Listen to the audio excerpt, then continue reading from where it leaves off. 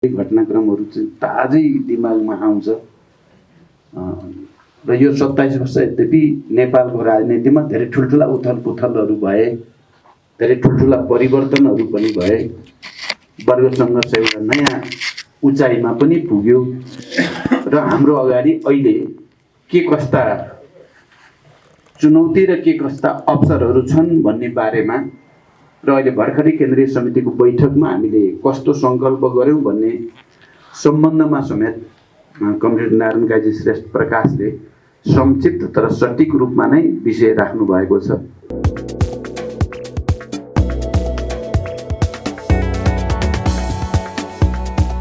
हामी सबैले त्यसलाई आत्मसात गर्नुपर्ने, केन्द्रीय समितिले जो दिशा निर्देश गर्न खोजेको छ, पार्टी निर्माणको निम्ति जो सङ्कल्प चाहिँ केन्द्रीय समितिले गरेको छ त्यसलाई आत्मसात गर्ने, त्यसलाई आम पार्टी पङ्क्तिमा पुर्याउने, आम जनतामा पनि पुर्याउने र एउटा नयाँ अभियान अगाडि बढाउने आवश्यकता छ। मलाई लाग्छ कमरेड रामवृक्ष यादवको यो श्रद्धाञ्जली कार्यक्रममा हामी सबैले त्यसलाई आत्मसात गर्ने र त्यसको निम्ति आफूलाई तयार पार्ने कुरा प्राथमिक महत्त्वको कुरा हो भन्ने मलाई लाग्छ। केही दिन अगाडि यही ठाउँमा, यही हलमा हाम्रो पार्टीका, नेपाल कम्युनिस्ट पार्टीका संस्थापक नेता कमरेड नरबहादुर कर्माचार्यको श्रद्धाञ्जली कार्यक्रम पनि हामीले सम्पन्न गरेका थियौँ र हामीले कमरेड नरबहादुर कर्माचार्यलाई सम्झिँदै उहाँ एउटा बडो सरल, बडो सहज, इमान्दार, क्रान्तिप्रति निष्ठावान, सबैसँग मिलनसार पनि भनेर हामीले व्याख्या गरेका थियौँ।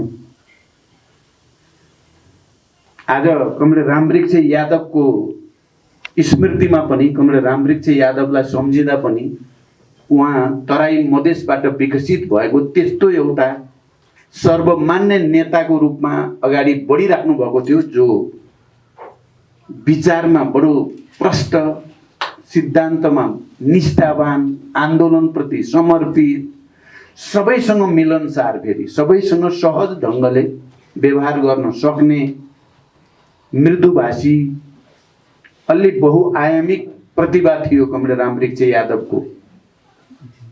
उहाँ साहित्य संस्कृतिमा पनि रुचि राख्ने,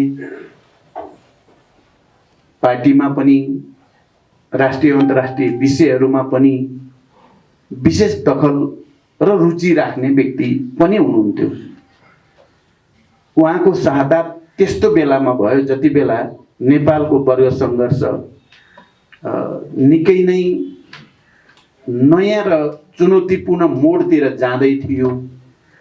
हाम्रो पार्टीको कुरा गर्नु पर्दा हामी र मैले नेतृत्व गरेको त्यति बेलाको फ्र्याक्सनको कुरा गर्दा हामी जनयुद्धको तयारीतिर सम्पूर्ण तागत सहित केन्द्रित हुँदै थियौँ। देशभरि वैचारिक राजनीतिक प्रशिक्षणहरू, संगठनात्मक क्रियाकलापहरू, प्राविधिक र फौजी रणनीति र कार्यनीतिसँग सम्बन्धित तालिमहरू, यी सबै चल्दै थिए। ठिक त्यस्तै बेलामा उहाँको शहादत भयो। त्यो पनि बडो निर्ममतापूर्वक उहाँ एउटा कार्यक्रम सम्पन्न गरेर फर्किँदै गर्दा नहरको डिलमा त्यति बेलाका भिजिलान्ते काङ्ग्रेससँग सम्बन्धित मानिसहरूले कोदालोले र त्यस्ता धारिलो हतियारले बडो निर्मम ढङ्गले प्रहार गरेर उहाँको मृत्यु भयो। त्यो खबर हामी सबैको निम्ति बडो स्तब्ध पार्ने खालको खबर हुन गयो, किनकि केही समय पहिले मात्रै पार्टीको एउटा विस्तारित बैठक भएको थियो र त्यो विस्तारित बैठकले अहिले कमरेड प्रकाशले भने जस्तै एउटा नयाँ सङ्कल्प त्यति बेला पनि गरिएको थियो। हामी अब समर्पित रूपले नेपालमा वर्ग सङ्घर्षलाई नयाँ उचाइमा उठाउने भनेर प्लान मैले पेश गरेको थिएँ। त्यहाँ कमरेड रामवृक्ष यादवले मन्तव्य पनि दिनुभएको थियो र गीत पनि गाउनु भएको थियो।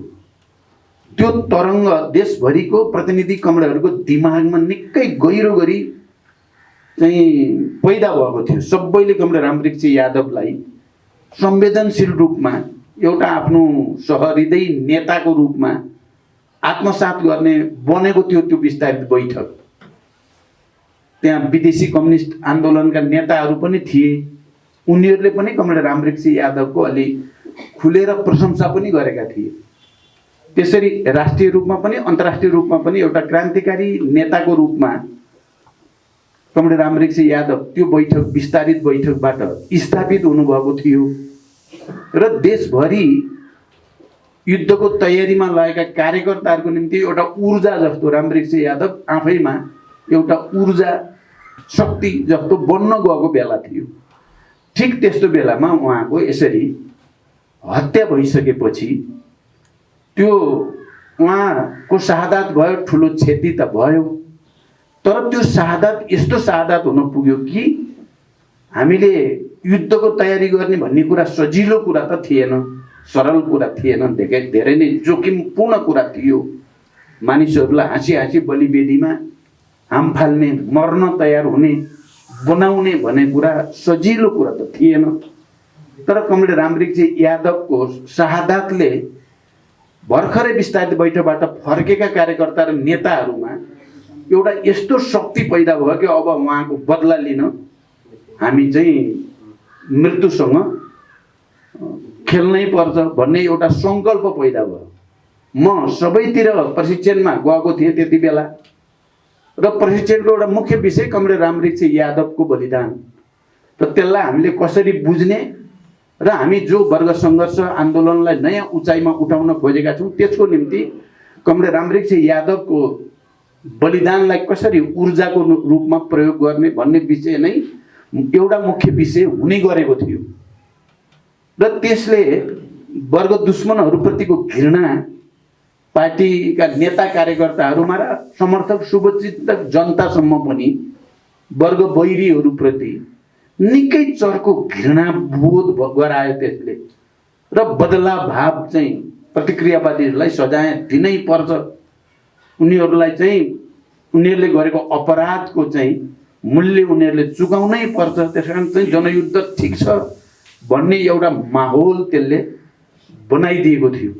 आज 27 वर्षपछि कमरेड रामवृक्ष यादवलाई सम्झिँदा मैले त्यति बेलाको यो घटनाक्रम थियो र आज हामी फेरि नयाँ सन्दर्भमा कम्युनिस्ट आन्दोलनलाई एकताबद्ध गर्ने र हाम्रो पार्टीलाई पुनर्निर्माण गर्ने एउटा सङ्कल्प भर्खरै केन्द्रीय समितिको बैठकबाट गरिएको छ, जसको मैले भने कम्प्रिहेन्सिभ व्याख्या कमरेड प्रकाशले गरिसक्नु भएको छ। म के पनि सम्झेको छु भने उहाँको हत्या भएको भोलिपल्टै हो या उही दिन, म अलिकति कन्फ्युज भएँ।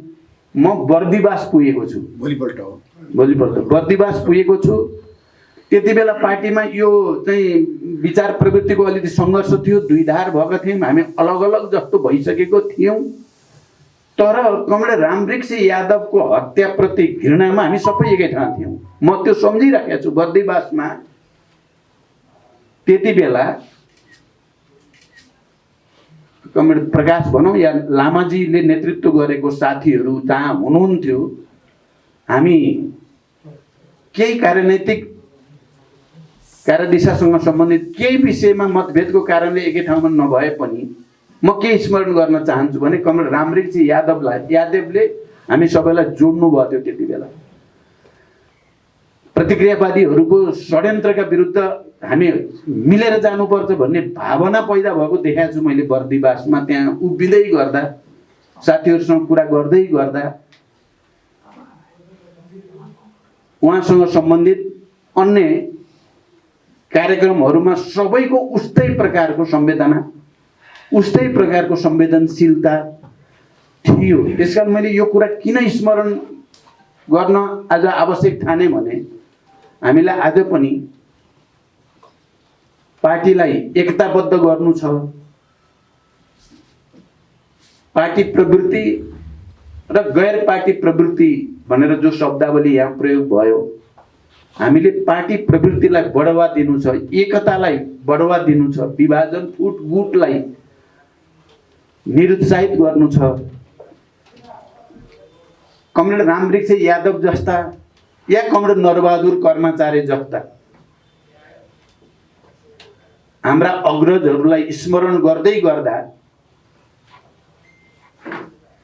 यो शिक्षा हामी सबैले आत्मसात गर्न लायक छ भन्ने मलाई लाग्छ। उहाँहरूले सबै क्रान्तिकारीहरूलाई, इमानदारहरूलाई एकताबद्ध गराउने चाहिँ शक्ति या ऊर्जा उहाँहरूले निरन्तर दिनुभएको छ। किन जीवनको अन्तिम समयसम्म पनि क्रान्ति प्रक्रियामा लाग्नुपर्छ, क्रान्तिकारी नै भएर मर्नुपर्छ भन्नेको उदाहरण नरबहादुरजी हुनुभयो।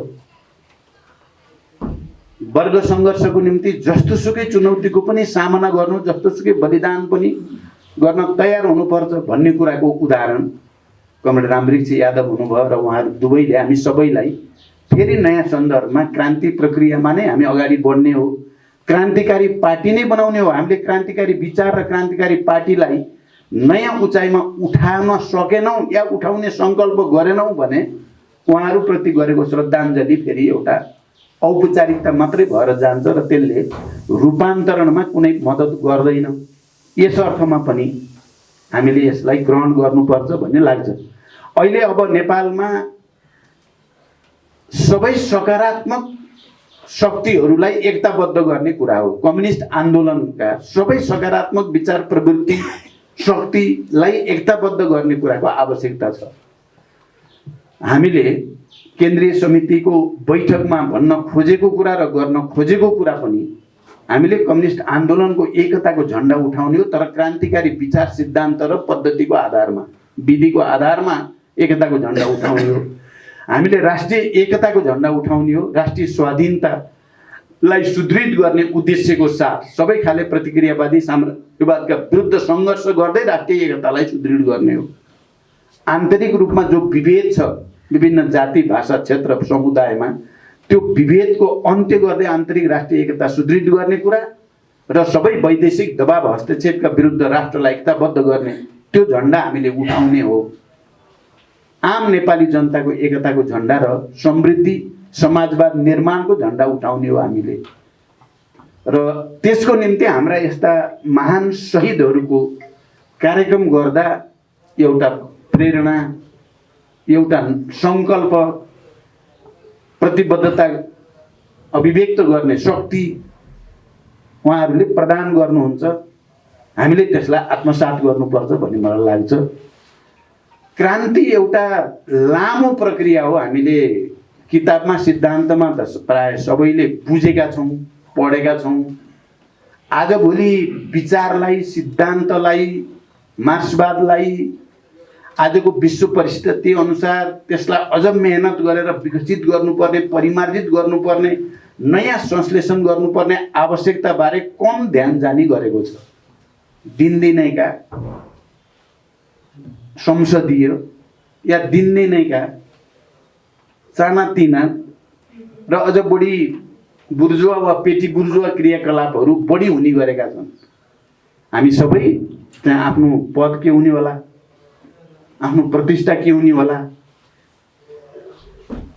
भनेर अलि बढी व्यक्तिवादी हामी धेर थोर सबै नै भएका छौँ। हामीले आत्मसात गर्नुपर्ने, आत्मसमीक्षा गर्नुपर्ने कुरा त्यही नै रहेछ। हामी त्यस्ता मान्छे हिजो थिएनौँ। हामी जुनसुकै पृष्ठभूमिबाट आएका पनि क्रान्तिकारीहरूको हकमा हिजो हामी क्रान्तिप्रति, विचार निर्माणप्रति, सिद्धान्त निष्ठाप्रति, वर्गप्रति, राष्ट्रप्रति समर्पितहरूको शक्ति हो हामी भनेको। हामी त्यस्तो पार्टी हो जो अरूसँग मिल्दैन। यो प्रवृत्ति र संस्कार जो हामीले हुर्काउने कोसिस गऱ्यौँ, विचारको विकास गर्दै मार्क्सवादलाई जड वस्तुको रूपमा पनि होइन र वर्ग समन्वय गर्ने संशोधनवादी रूपमा पनि होइन, एउटा पथप्रदर्शक सिद्धान्तको रूपमा निरन्तर विकास गर्नुपर्ने, निरन्तर परिमार्जित गर्नुपर्ने चिजको रूपमा हामीले आत्मसात गऱ्यौँ। हामी जडतामा नि बसेनौँ, हामी अनुभववादतिर पनि हामी धेरै गएनौँ। कमजोरी त हाम्रा